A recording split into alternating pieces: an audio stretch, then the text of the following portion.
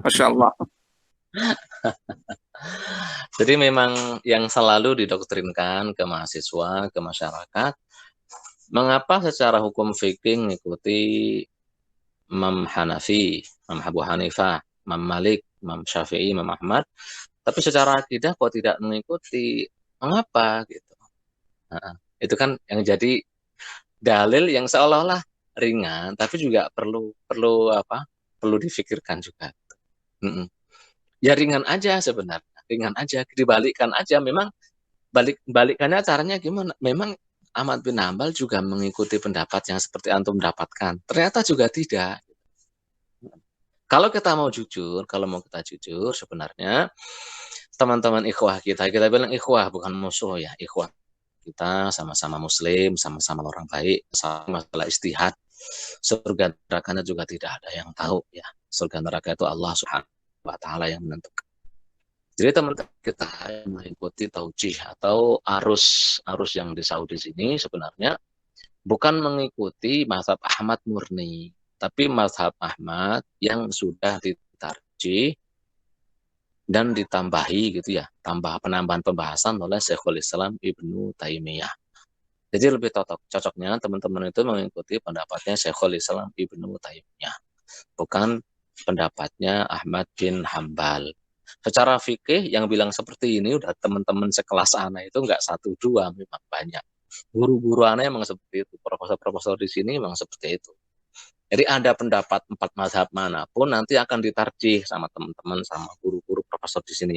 Dan yang kuat itu bisa dibilang hampir 95% itu yang dikuatkan Ibnu Taimiyah. Jadi seandainya perbandingan mazhab apapun gitu.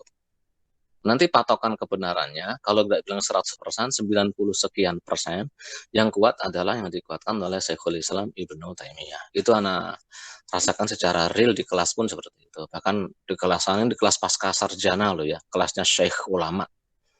Anak sih bukan teman-teman sih para ulama, di sini dianggap para ulama. Sampai pernah ada teman yang bilang, ini adalah pendapat yang sahih, yang kuat, yang benar itu. Kenapa? Karena pendapat ini gimana nggak kuat, gimana nggak benar, karena ini adalah pilihan Syekhul Islam Ibnu Taimiyah. Gitu, meskipun akhirnya ditegur oleh profesor kami gitu, nggak seperti itu. Istidlal itu cara berdalil nggak seperti itu. Yang antum kuatkan, tapi bukan berarti patokan kebenaran itu Syekhul Islam. Ya secara ucapan seperti itu, tapi realnya memang saya punya punya profesor di sini, mufti di sini, bukunya juga saya baca itu, 4 jilid itu sudah saya baca. Semuanya atau hampir semuanya lah gitu. Itu hampir 100% yang kuat menurut beliau adalah yang dikuatkan oleh Syekhul Islam Ibnu Taimiyah. Jadi memang pendapat Hambali itu kalau tidak dikuatkan oleh Syekhul Islam Ibnu Taimiyah rata-rata menjadi dhaif. Contohnya melafalkan niat itu sunnah menurut mazhab Hambali. Itu bid'ah gitu karena dibid'ahkan oleh Syekhul Islam Ibnu Taimiyah. Contohnya talqin kubur. Contohnya talqin kubur. Kalau ada yang dikubur, kemudian talqin itu menurut mazhab Hambali itu sunnah, dianjurkan. Ya, jadi bid'ah juga karena Syekhul Islam Ibnu Taimiyah mengatakan hal itu tidak seperti itu. Kalaupun tidak Syekhul Islam Ibnu Taimiyah, kalau bertentangan dengan Syekhul Islam Ibnu Taimiyah, pendapatnya Syekh Muhammad bin Abdul Wahab. Contohnya masalah ngirim Quran ke orang meninggal. Itu Syekhul Islam Ibnu Taimiyah itu mengatakan sampai, Ibnu Qayyim juga mengatakan sampai. Tapi karena mengatakan Syekh Muhammad bin Abdul Wahab mengatakan tidak sampai, seingat saya ya. Jadi akhirnya fatwanya di sini tidak sampai, tidak boleh seperti itu. Mayoritasnya gitu. Jadi secara prakteknya, secara amalinya memang memang tidak seperti yang disebutkan oleh Imam Murtado Zabidi atau Taqiyuddin Subki tadi pengikut Hanabilah yang zaman dulu itu bukan. Jadi lebih mengikut ke pendapat yang dikuatkan oleh Syekhul Islam Ibnu Taimiyah yang sekarang ini. Kalau yang Ahmad bin Hambal murni, mazhab Hanabilah yang murni masih ada, itu masih ada, masih ada. Di Mesir itu masih banyak, di Syam, di Suriah itu masih banyak. Di Mesir itu ada pentolannya sekarang giat. Awalnya masuk ke teman-teman Salafi kontemporer ini masuk dia. Akhirnya terus ternyata menemukan banyak sekali kontradiksi dengan mazhab Ahmad bin Hambal baik secara akidah ataupun secara fikih. Ini beliau buat channel di YouTube, terus channel juga di Facebook. Nah, antum kalau bisa bahasa Arab, ketik di Facebook Syekh Muhammad bin Abdul Wahid Al-Hambali. Di YouTube juga Syekh Muhammad bin Abdul Wahid Al-Hambali. Nah itu semuanya benar-benar apa? Benar-benar mengkritisi beliau, mengkritisi, menceritakan berapa puluhan tahun beliau menjadi pembesar di Salafi kontemporer. Akhirnya beliau langsung keluar. Sekarang beliau dicaci maki semuanya. Emang ada di YouTube juga ada. Tapi yang lakukan itu istihad lah, istihad. Kita nggak menyalahkan, enggak. Ya manusia kan, bebas beristihad. Mau ikut siapa ya silahkan. Tuh. Mengikut siapa silahkan. Saya nggak mau menyalahkan sono sini gitu. Tapi pendekatan yang kita pakai ya pendekatan yang dipakai oleh mayoritas ulama, ini pendekatan apa Asy'ariyah, Maturidiyah yang tadi kita yang sedang kita bahas. Jadi memang berbeda. Intinya memang berbeda dengan mazhabnya Ahmad bin Hambal, baik secara akidah juga nggak semuanya sama, ada banyak hal yang berbeda. Apalagi Syekhul Islam Ibnu Taimiyah itu menyebut tafwid itu tajhil. Jadi kalau tafwid, mufawid itu mujahil, menyesatkan justru. Penyesatan. Padahal pengikut Ahmad bin Hambal, Ibnu Qudamah, pengarang kitab Al-Mughni, rujukan terbesar dalam fikih Ahmad bin Hambal itu adalah Al-Mughni. Itu pengarang kitab tersebut adalah Ibnu Qudamah. Dalam masalah asma wa sifat, beliau itu tafwid. Beliau itu tafwid.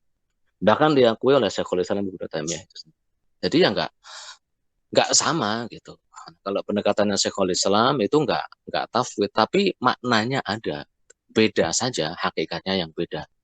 Tangan ya tangan, benar-benar tangan, tapi secara hakikatnya itu berbeda. Nanti di pas Sifat 20 lah insya Allah pertemuan yang akan datang insya Allah. Semoga panjang umur semuanya sehat. Insya Allah akan anak jelaskan agak detail dalam masalah ini.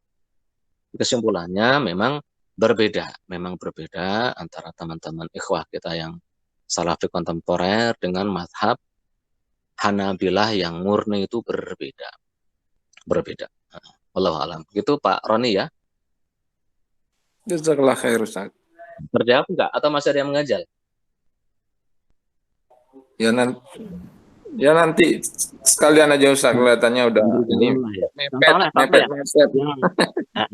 Yang realnya sangat kelihatan itu Imam Ahmad itu dinukil oleh Imam Tirmidzi dengan sanad sahih itu ketika memahami ayat sifat itu kata Imam Ahmad tafsiruha qiraatuha wala makna dan satu pendapat disebutkan wala yutarjam.